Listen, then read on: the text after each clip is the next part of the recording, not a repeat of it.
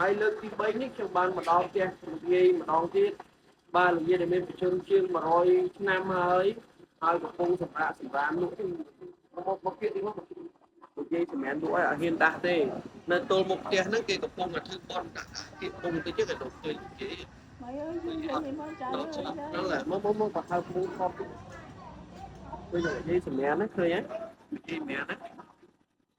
បាទណាហ្នឹងហើយគេខាននិយាយឯងបងប្អូនអញ្ចឹងខ្ញុំមកថ្ងៃនេះបានពំនាំនៅទឹកដីដល់ថ្លៃថ្លារបស់កណ្ណាគុណចាស់ព្រះអង្គពំជួតោសិនកំសាន្តលោកវិជាបច្ចាអធិការវត្តទេពរាំងសេះវត្តថ្មីមកចង់ឲ្យថាមានខ្លះជឿទាំងអស់គ្នាបានសប្បាយចិត្តជ្រះថ្លានឹងបុណ្យកុសលទាំងអស់គ្នាបាទគុំគុំបាទឥឡូវដំបូងគេបង្ហាញឲ្យឃើញថាមានមុងដោមុងថ្មីឲ្យលោកយាយមានស្នើឲ្យទុនហ្នឹងឲ្យទុនមកបាទเป็นปุ้ยนะเป็นปุ้ยทำไมเดี๋ยวบางคนโอ้ชาตักเป็นปุ้ยนะเกี่ยวกับមានចានស្រាក់មានត្រីខមកយួរបាទហើយមានស្អ៊ីវមានចេងមានអំបិលមានទឹកត្រីមានទឹកប្រទេសមានខ្លាញ់ណាមានទឹកត្រីទៀតហើយមានទឹកស្អ៊ីវទៀតបាទទឹករបស់ខ្មែរយើងមានទឹកដោះគោរបស់មកពេទ្យហើយមានទឹកដោះគោទីនេះទឹកដោះគោខាប់មានកថោមានស្បែកជើងមាននេះគាត់ដាក់បែរដៃលោកយាយណាបាទតូចគាត់ដាក់បែរដៃលោកយាយមានឆ្នាំង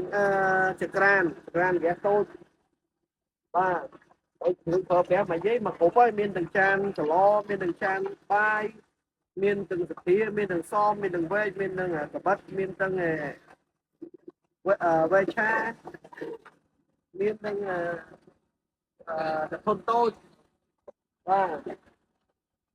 ហើយអានេះផ្ទះឆាហើយមានគ្រុនមានទាំងតែធុនប្រាប់បោកអាវចឹងហើយនឹងខ្ញុំក៏មានជាប់ជាមួយនឹងខាងការរបស់ខ្លួនឯងទៅមកគៀកដើម្បីឲ្យលឺសំឡេងមួយខ្លងម៉ាស៊ីនភ្លើង